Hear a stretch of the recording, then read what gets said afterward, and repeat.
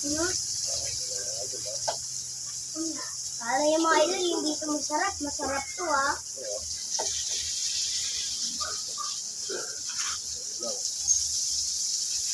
Yung mga idol, napakasarap naman talaga kay mga idol. Lagi lang mga idol, dito masarap. Sarap yun.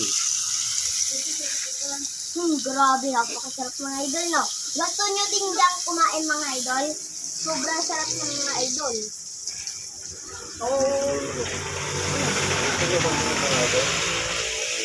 Gusto nyo manghingi mga idol? Pumunta kayo dito.